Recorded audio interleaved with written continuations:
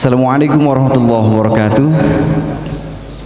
Alhamdulillahil atiyah wassalatu wassalamu ala khairil bariyah wa ala alihi wa sahbihi wa nufusi zakiyah. Alhamdulillahirabbil alamin. Puja puji syukur kita haturkan kehadirat Allah Rabbul Ghafur. Salawat serta salam semoga senantiasa tercurah kepada insan teladan sepanjang zaman, yakni habibana wa nabiyana Muhammad sallallahu alaihi wasallam. Alhamdulillah, pada hari ini setelah kita melaksanakan sholat berjamaah zuhur dan dilanjutkan dengan i'tikaf dan ta'lim, pada siang hari ini alhamdulillah telah berkenan hadir Yai Maulana Harun Ar-Rasyid yang akan memaparkan topik Ramadan sebagai bulan kemenangan, cara amalia Rasulullah dan para sahabat meraih kemenangan pada bulan Ramadan. Namun sebelumnya agar kegiatan ini semakin bertambah barokah, mari kita buka dengan bersama-sama membaca Ummul Quran suratul Fatihah. Ala hadhihi niyyah wa ala kulli niyyatin shalihah. Al-Fatihah. A'udzu billahi minasyaitonir rajim. Bismillahirrahmanirrahim. Alhamdulillahi rabbil alamin. Ar-Rahmanir Rahim. Maliki yaumiddin. Iyyaka na'budu wa iyyaka nasta'in. Ihdinas siratal mustaqim. Siratal ladzina an'amta 'alaihim ghairil maghdubi 'alaihim waladdallin. Amin amin ya Allah ya rabbal alamin. Hadirin jamaah sekalian, sebelum kita menyimak tausiah atau mau'idhah hasanah, mari kita simak kata sambutan yang seyogyanya yang pada kesempatan hari ini memberikan sambutan, yaitu Pak Azrul selaku Operator Senior Manager Regional 3 Jawa Barat. Namun dalam hal ini insya Allah akan diisi oleh yang terhormat Ketua MTTG Jawa Barat kepada Bapak Haji Dadan Samsul Bahro. Dipersilakan.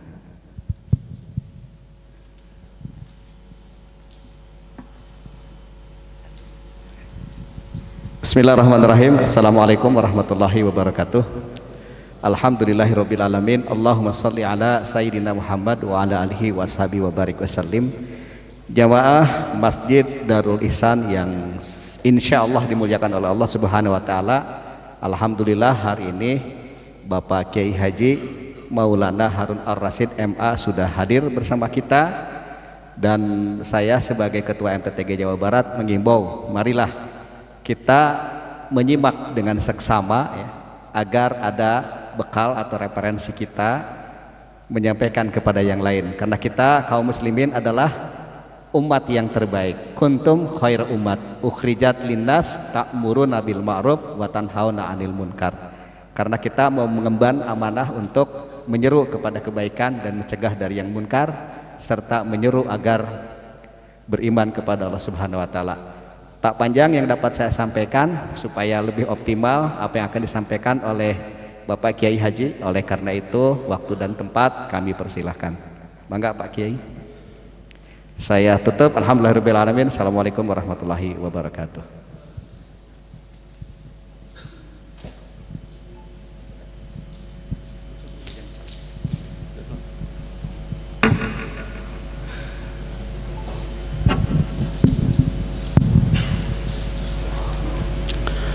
Assalamualaikum warahmatullahi wabarakatuh.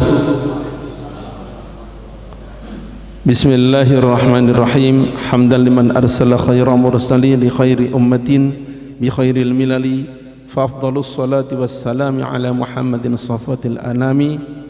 Qala ta'ala fi kitabihil karim, laqad kana lakum fi rasulillahi uswatun hasanah liman kana yarjullaha wal yawmal akhirah wa dzakarallaha katsira. Shadaqallahul azim. Wa dzikra an Rasulillah sallallahu alaihi wasallam, kana Rasulullah sallallahu alaihi wasallam ajwadan nas wa ajwad ma kana fi Ramadan hina yalqahu Jibril ila akhiril hadis, atau kama qala Rasulullah sallallahu alaihi wasallam. Alhamdulillah, kita bersyukur kepada Allah Subhanahu wa taala. Salawat untuk Rasulullah sallallahu alaihi wasallam yang dengan perjuangannya kita mendapatkan kenikmatan yang berlimpah yang tidak mungkin kita bisa menghitungnya. Dalam kesempatan yang singkat ini, marilah kita belajar bersama bagaimana dulu Rasulullah sallallahu alaihi wasallam memanfaatkan, menyambut, memaknai Ramadan. Allah Subhanahu wa taala sendiri yang menetapkan bahwa Ramadan adalah syahrul Quran, syahrul Ramadan alladzi unzila fihi al-Quran, bahwa Ramadan adalah syahrus shaum, kutiba alaikumus syiyam. Dan satu lagi hadis Rasulullah sallallahu alaihi wasallam, kana Rasulullah ajwadan nas wa kana ajwadu ma kana yakunu fi Ramadan hina yalqahu Jibril alaihi salatu wassalam. Atau kama qala Rasulullah sallallahu alaihi wasallam, Rasulullah SAW adalah manusia paling dermawan, dan kedermawanannya di bulan Ramadan itu adalah puncak tatkala beliau biasa bertadarus dengan Jibril alaihi salatu wassalam. Jadi kalau diringkas ya, yang paling utama amalan Rasulullah SAW dalam bulan Ramadan 3. Pertama, puasa yang pasti. Kedua, qiraatul Quran, beliau perbanyak. Yang ketiga adalah menambah sakhawah, menambah kedermawanan.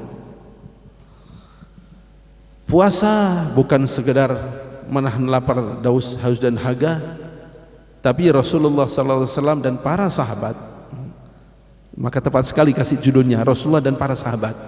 Kenapa demikian? Siti Aisyah radhiyallahu anha katakan, karena Rasulullah SAW yatrukul amala wa fi'lu ahabbu ilaihi khasyata ayyastanabihi fayurdu alaihim. Sebab Rasulullah SAW kadang-kadang meninggalkan satu amal sengaja. Dalam hati beliau sebenarnya suka kalau amal itu dikerjakan, tapi beliau tidak praktekkan. Kenapa? Khawatir kalaulah nanti semua orang berbondong-bondong mengerjakan sehingga jadi fardu. Maka melihat sosok Rasulullah SAW dalam prakteknya saja memang harus diterjemahkan dengan amaliyah sahabat ajma'in. Kita ambil contoh misalnya tarawih. Kalau kita saklek Rasulullah SAW tarawih berjamaah hanya 3 hari, setelah itu enggak lagi sampai akhir hidup beliau. Kan begitu kalau prakteknya Rasulullah SAW. Tapi sahabat mempraktekkan tarawih 30 hari full. Maknanya ini bentuk apa yang diinginkan Rasulullah SAW yang dipraktekkan sahabat tersebut. Mereka lebih paham dengan maksud Rasulullah SAW, lebih mengerti manhaj Rasulullah SAW, sehingga tepat apa yang dikerjakan Rasulullah dan para sahabat. Demikian. Nah, kembali ke yang pertama tadi, bahwa Rasulullah SAW mempraktikkan puasa dan sahabat mempraktikkan puasa begitu sempurna, zahiran batinan, zahir dan batin. Zahirnya mempercepat iftar, mempercepat buka puasa. Satu orang menghadap Siti Aisyah radhiyallahu anha, wahai ummul mukminin, ada 2 orang sahabat Nabi. Yang satu begitu masuk waktu maghrib nyantai dia, ntar dulu, gak buka-buka. Satu lagi begitu teng maghrib langsung buka. Bagaimana ini? Hadirin hadirat yang mulia, ini kita lihat bagaimana i'timadnya, begitu kuatnya para sahabat berkomitmen dengan petunjuk Rasulullah sallallahu alaihi wasallam. Kalau kita logika matematika, ya, logika matematika. Ambil misalnya 4:30 kita puasa. Mulai. Kemudian contohlah 5:30 atau jam 6 mudahnya. Jam 6 maghrib. Maka total 13 jam setengah. Dengan logika matematika, kalau jam 6 ditambah 15 menit nggak buka-buka, berarti kan masih puasa. Ya, kenyataannya dia belum buka, belum iftar, belum minum, belum makan. Kamu ngapain? Saya masih puasa. Logikanya nambah pahala. Yang ini jam 6 buka, berarti udah selesai 13,5 jam.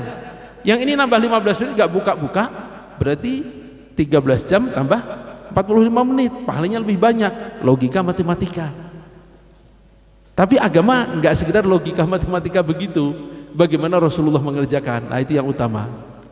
Maka sahabat ini datang, ya ummul mukminin, mana ini yang terbaik ini?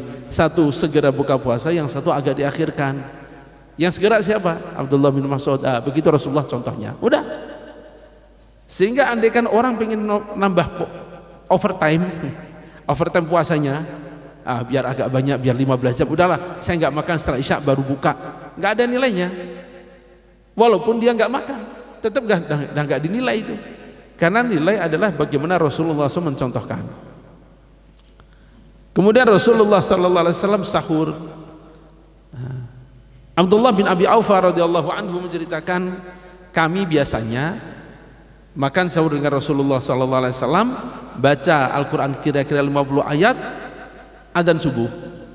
Mana kalau sahur tidak dimepetkan. Prakteknya Rasulullah begitu, antara beliau selesai sahur dengan sholat subuh itu masih bisa baca 50 ayat. Tabarok itu 30 ayat, ya anggaplah 3 halaman begitu kita baca, segitu kira-kira.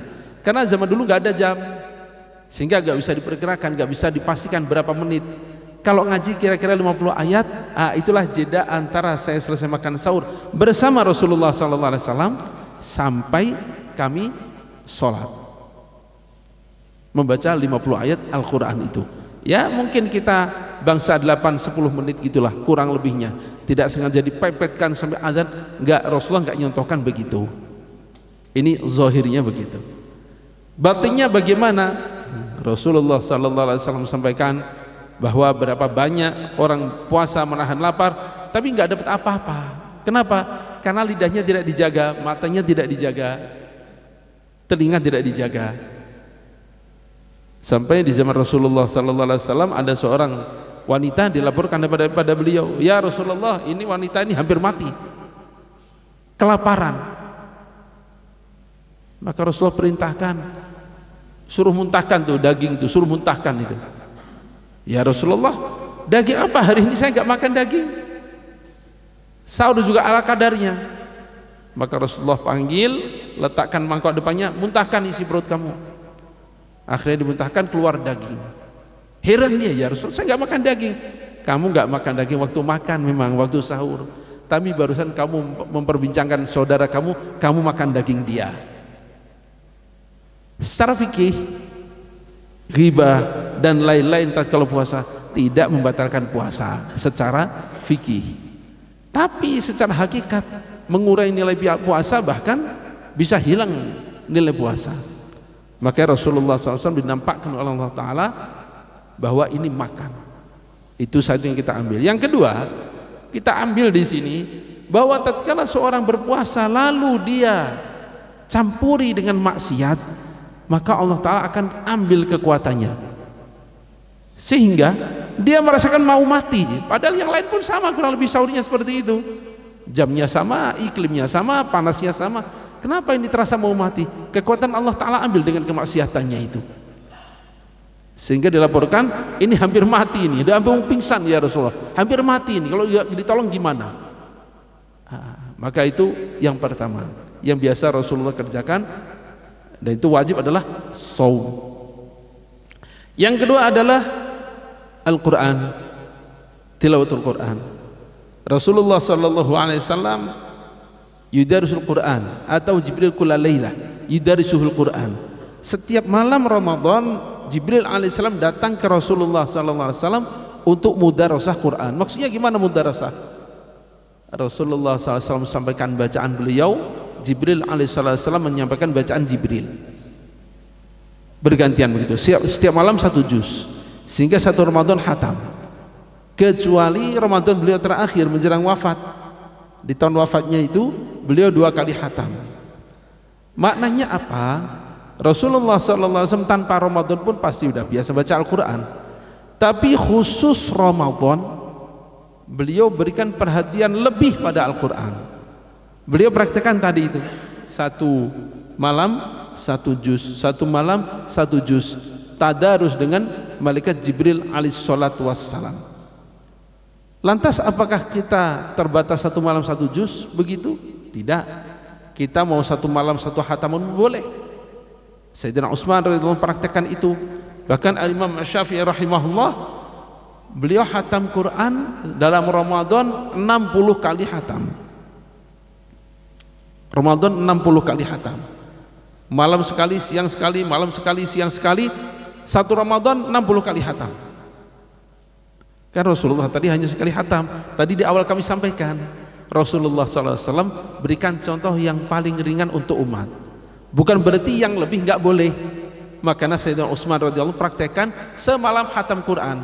Rasul praktekkan, nggak pernah Rasul praktekkan begitu.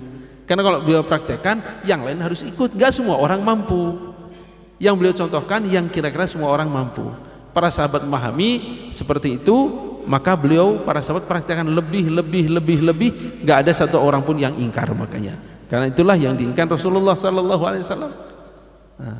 Imam Syafi'i rahimahullah, malam khatam sekali, siang khatam sekali, malam khatam sekali, siang khatam sekali. Loh, apa bisa? Yaitu karena kita bukan ahlinya, jadi susah untuk dijelaskan bisa enggaknya. Bagaimana kita nyetir mobil gitu misalnya, Jakarta Bandung berapa? Ya 3 jam lah, kira 2,5 jam. Oh, teman saya 1 jam nyampe itu. Loh, kok bisa? Ya dia pembalap, dia terbiasa. Bagi dia biasa itu 1 jam sampai aja dari pintu tol ke tol selesai. Tapi bagi enggak terbiasa, wah mana mungkin, karena bukan ahlinya. Nah Imam Syafi'i rahimahullah, beliau begitu terbiasa membaca Al-Quran, satu malam khatam, siang khatam, itu biasa bagi beliau. Zaman sekarang saja, alhamdulillah kami pernah bertemu satu orang alim di Indonesia ini, bukan di luar negeri. Di Indonesia saya ketemu beliau, cuman ketemunya bukan Ramadan. Kalau Ramadan nggak terima tamu. Beliau ini kalau tarawih Ramadan nggak ada yang kuat jadi makmum, Mbak. Nggak ada yang kuat. Sampai suatu ketika anaknya nyoba jadi makmum, jatuh di tengah jalan. Kenapa? Tiap malam Ramadan tarawih sendirian. Kalau Bapak pernah paling banyak berapa? Berapa juz? Juz 30 atau 10 surat terakhir? Ini beliau tarawih satu malam, satu khatam plus 10 juz, 40 juz. Ini di Indonesia, orang Indonesia meninggal kira-kira tahun 2010-an lah. Bukan kejadian tahun 70, tahun sekian Hijriah, bukan. Zaman sekarang masih ada orang-orang yang Allah pilih seperti itu, cintanya pada Al-Quran. Ini kami ceritakan, kenapa? Supaya tatkala kita mendengar cerita Imam Syafi'i dan oh itu kan zaman dulu, itu kan zaman enggak sebenarnya. Setiap masa itu ada orang-orang yang memang hati aja syauq, ada kecintaan, kerinduan pada Al-Quran, Allah kasih. Bahkan kami pernah ketemu tadi di Indonesia ya, kami pernah ketemu di India, satu orang anak muda pakai baju seragam kayak bapak-bapak gini. Saya tanya, siapa namanya? Hafiz Aslam. Maksudnya Hafiz Quran namanya Aslam atau namanya Hafiz Aslam? Sebab di India, Pakistan gitu menyebutkan diri Hafiz Quran itu bukan satu kesombongan biasa itu. Oh enggak, saya mah Hafiz Quran. Ini kok pakai seragam? Saya teknisi di sini, pabrik tekstil. Wah, Qurannya gimana? Tenang Ustaz. Alhamdulillah setiap Ramadan saya jadi imam di sini 30 juz. Walaupun saya teknisi di pabrik tekstil, tapi imam juz 30 juz. Imam 30 juz setiap Ramadan saya imam di sini. Dan saya cerita kabar gembira ini. Kata dia nih, waktu saya umur 15 dan 16 tahun saya juara baca Quran. Oh, suaranya bagus berarti seperti Muammar tempat kami. Oh, bukan. Kalau di sini nggak begitu caranya. Di sini bulan Ramadan ada kompetisi baca Al-Quran dengan hafalan. Kalau lupa di tengah nggak ada yang boleh ngasih tahu. Lupa ya sudah, nggak bisa lanjut. Prakteknya gimana? Setelah sholat isya, tarawih selesai, waktu witir, maka di satu rakaat terakhir itulah kita kuat-kuatan baca Al-Quran. Para kompetitor ini, para peserta ini. Alhamdulillah waktu itu umur 15-16 tahun 2 kali berturut-turut saya juara 1. Saya tanya, berapa juz waktu itu kebaca? Alhamdulillah 1 khataman plus 10 juz. 1 rakaat? Iya 1 rakaat. Berdiri? Ya berdirilah. Masya Allah. Itu selesainya jam berapa? Begitu saya salam, adzan subuh. Nah ini zaman sekarang. Jadi masih ada gitu. Ini kami ceritakan satu tadi supaya kita tidak menganggap bahwa ini khusus orang zaman dulu. Enggak. Allah yang dulu ya Allah yang sekarang sama saja. Fisik kita dengan fisik orang dulu kurang lebih sama. Tinggal kedekatan rohani kita dengan Allah Ta'ala, itu yang membedakan. Itu yang membedakan. Bahwa apa yang dulu pernah dikerjakan di zaman sekarang bisa terulang kalau diusahakan dengan cara yang sama. Itu tentang tilawatul Quran. Rasulullah sallallahu alaihi wasallam beliau memperbanyak baca Al-Quran. Bil khusus mudarras dengan Jibril alaihi salatu wassalam. Nah, para sahabat tabi'in mereka menerjemahkan kayak tadi itu. Mereka punya hanca, punya target untuk khatmul Quran selama Ramadan. Bahkan banyak mu'alif kitab, musannif para penulis kitab-kitab hadis. Begitu Ramadan berhenti. Ngajar enggak, nulis kitab pun enggak. Apa? Baca Quran. Hanya baca Quran aja. Sahabat Utsman bin Affan radhiyallahu anhu, begitu cintanya baca Quran, beliau hafal jelas, tapi memang membaca itu ada nilai lain lagi. Beliau baca Quran sampai Al-Quran yang begitu tebal bahannya itu sobek-sobek juga karena saking seringnya dibolak-balik. Dan karena beliau begitu cintanya Al-Quran, maka meninggalnya pun tatkala pegang Al-Quran. Dalam hadis an-nas kama aisyu matu wa kama matu ba'itsu, atau kama qala Rasulullah sallallahu alaihi wasallam, manusia itu bagaimana mereka hidup seperti itu matinya, bagaimana mereka mati seperti itu bangkitnya. Nah, Sayyidina Utsman bin Affan radhiyallahu anhu, beliau begitu cintanya pada Al-Quran, ya meninggalnya memeluk Al-Quran. Nah, sekarang pilihan kembalikan pada kita, kita pengennya mati waktu apa, gitu aja. Itu yang kedua. Yang ketiga, karena Rasulullah sallallahu ajwadan nas. Rasulullah sallallahu alaihi wasallam adalah manusia paling dermawan. Ya, dermawan ini sifat, bukan bilangan berapa dirham berapa dinar. Kalau infaknya Rasulullah SAW dihitung dirham dan dinar, insya Allah sahabat Utsman dan Abdurrahman bin Auf lebih banyak secara kuantiti, lebih banyak, karena uang yang dipegang Rasulullah SAW nggak sebanyak yang mereka pegang. Tapi sifat beliau adalah ajwadan nas, orang yang paling dermawan. Bagaimana dermawannya? Banyak gambaran, kita ambil beberapa saja. Suatu ketika beliau dapat hadiah emas, dinar emas. Beliau panggil Bilal, wahai Bilal, tolong bagikan segera. Saking banyaknya dibagi seharian nggak habis. Maghrib tanya, Bilal udah habis? Belum. Ya udah, saya nggak pulang dulu. Sampai keesokan harinya dibagi-bagi lagi. Wahai Bilal, masih ada? Sudah habis ya Rasulullah. Alhamdulillah, lega rasanya. Saya nggak nyaman malam hari tidur di rumah, sedangkan saya masih punya 2 dirham atau 2 dinar tersimpan. Itu dermawannya Rasulullah SAW. Jadi tidak nyaman tatkala ada uang dipegang itu. Ya mungkin agak kebalikan dengan kita. Tenang Ramadan dompet penuh. Syawal aman, tenang, THR dah turun. Ini nanti untuk mudik udah beres semua, tenang. Rasulullah nggak gitu, sebaliknya merasa tenang tatkala tidak ada lagi uang di kantong beliau, nggak ada uang di rumah beliau. Ajwadan nas begitu Rasulullah sallallahu alaihi wasallam. Bahkan begitu dermawannya, tatkala beliau sedang tidak punya, ada orang yang memerlukan, beliau perintah Bilal radhiyallahu anhu cari utangan atas nama saya. Sampai beberapa orang sahabat mengatakan, ya Rasulullah, Allah tidak membebani yang kau tidak mampu, kan yang kau punya sudah habis. Sudah ya Rasulullah. Oh enggak, Allah perintahkan saya untuk menjadi orang dermawan. Kamu yang duduk sini, wahai Bilal, cari utangan atas nama saya. Keliling cari utangan. Kadang yang diutangi siapa? Orang Yahudi, Pak. Karena orang Muslim kebanyakan waktu itu miskin, utang ke orang Yahudi. Sampai kadang-kadang sama orang Yahudi dikerjain juga. Belum jatuh tempo sudah ditagih untuk dipermalukan. Tapi Rasulullah nggak mundur. Nah, karena ada Yahudi yang memang sudah ikrar, kalau kamu perlu utang sama saya utangnya ya, sama saya uang banyak, tenang. Sehingga ada orang perlu, beliau datang. Nah, beliau perintahkan Bilal radhiyallahu anhu cari utangan, cari, dapat kasihin. Beliau yang nanggung hutangnya.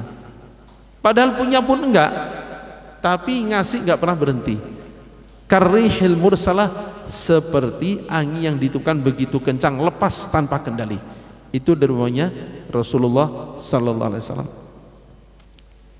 Sampai pernah ada seorang melihat Rasulullah pakai baju dah lusuh, udah lama kelihatan, ya baju lama begitu. Maka seorang datang, ya Rasulullah, aku ingin hadiahkan padamu ini untukmu. Masya Allah, jazakallah. Selendang Pak, seperti sedang ihram begitu, dipakai. Begitu baru dipakai, satu orang datang, ya Rasulullah, boleh nggak saya minta? Itu bagus kayaknya. Oh udah, untuk kamu. Yang ngasih itu belum pergi, udah diminta. Siapa yang ngasih? Ya Allah, kamu kok tega? Ini Rasulullah SAW nggak punya, saya kasih. Kok tega-teganya kamu minta ke beliau? Minta ke saya atau ke yang lain? Kata yang minta tadi, kan kamu nggak tahu kenapa saya minta. Saya bukan pengen bendanya, saya pengen nanti kalau saya mati dikafanin pakai ini. Rasulullah senyum aja, dikasihin. Itu Rasulullah saya kayak gitu. Makanya kalau dermawannya Rasulullah SAW kemudian ditiru oleh sahabat, sahabiah, cucu dan sebagainya, itu udah nggak aneh lagi. Penutup, saya ambil satu kejadian cucu beliau, Hasan, Husain dan Abdullah bin Ja'far radhiyallahu anhu. Suatu ketika mereka pergi haji, tengah berjalan kehabisan bekal, dijamu oleh satu orang nenek-nenek seekor kambing yang kurus, disembelih, makan. Mereka berjanji kalau ke Madinah datang ke rumah kami akan ganti. Tahun berganti, suatu ketika paceklik menimpa daerah tersebut. Suami istri ini datang ke Madinah, lupa udah dengan kejadian itu. Tengah berjalan ketemu dengan Husain radhiyallahu anhu. Oh, ini nenek yang ngasih kami dulu ya? Apa? Dulu nyembelih kambing. Lupa saya. Udah ke rumah. Saya pengen ganti kebaikan nenek. Satu ekor kambing dimakan bertiga. Maka nenek datang ke rumah beliau, kasih hadiah berapa? 1000 ekor kambing plus 1000 dirham. 1 dirham kurang lebih sekarang ini 70-80 ribu, Pak. 70 juta plus 1000 ekor kambing. Tapi waktu itu kami bertiga, silahkan ke rumah Hasan. Datang ke rumah Hasan radhiyallahu anhu, kasih yang sama, 1000 kambing, 1000 dirham. Abdullah belum, itu Abdullah bin Ja'far, datang ke rumah Abdullah bin Ja'far. Marhaban, ini yang baik, ini nenek yang ngasih kami kambing. Ayo saya ganti, saya ingin balas kebaikan nenek. Barusan dari mana? Dari Hasan dan Husain. Ngasih berapa? Masing-masing 1000. Aduh sayang, kenapa nggak datang ke saya dulu? Saya nggak enak kalau melebihin. Kalau ke saya dulu saya kasih lebih. Cuman mereka kan ya lebih tua dari saya, nggak enak saya lebihin. Udah saya sama aja. Berapa? 2000 kambing, 2000 dirham. Itu ngasih itu saya kayak gitu itu. Ngasih kebaikan dulu disembelihkan seekor kambing. Itu contoh kedermawanan dalam praktek mereka. Nah, kita masuki Ramadan, kemenangan kita melawan nafsu adalah kita ikut Rasulullah SAW. Kita berbanyak tadi. yakni puasa kita betul-betul jaga. Kemudian bagaimana tilawatul Al-Quran yang biasanya mungkin kita punya hanca sekian juz per hari, tinggal kita tingkatkan. Kemudian sakhawah, kedermawanan yang biasanya kita alhamdulillah bisa ngasih ini itu dan sebagainya, kita tinggal hitung biasanya saya ngasih berapa, tinggal tingkatkan. Sehingga penghargaan kita pada Ramadan semoga Allah Ta'ala terima, dan Allah terima kebaikan kita bulan Ramadan menjadi bekal kita dunia akhirat. Amin ya rabbal alamin. Yang benar dari Allah Ta'ala, yang kurang dari kami semoga Allah Ta'ala ampuni dan mohon dimaafkan. Subhanakallahumma wa bihamdika asyhadu an la ilaha illa anta astaghfiruka wa atubu ilaik. Subhana rabbika rabbil izzati amma yasifun wa salamun ala mursalin. Alhamdulillah rabbil alamin.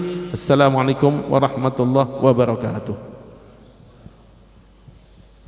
اللهم لك الحمد حتى ترضى ولك الحمد إذا رضيت الحمد بعد الرضا اللهم لك الحمد كالذي نقول خير ما نقول لا إله إلا أنت سبحانك إنك من الظالمين اللهم وفقنا لما تحب وترضاه من القول والعمل والنية والهدي والهدى اللهم تقبل منا صيامنا وقيامنا خشوعنا خضوعنا ركوعنا سجودنا تسبيحنا تمجيدنا تكبيرنا تهليلنا تخشنا تضرعنا ولا تضرب بها وجوهنا يا إله العالمين ويا خير الناصرين برحمتك يا أرحم الراحمين صلى الله على خير خلق سيدنا محمد وعلى آله وصحبه وسلم سبحان ربك رب العزة عما يصفون وسلام على المرسلين الحمد لله رب العالمين.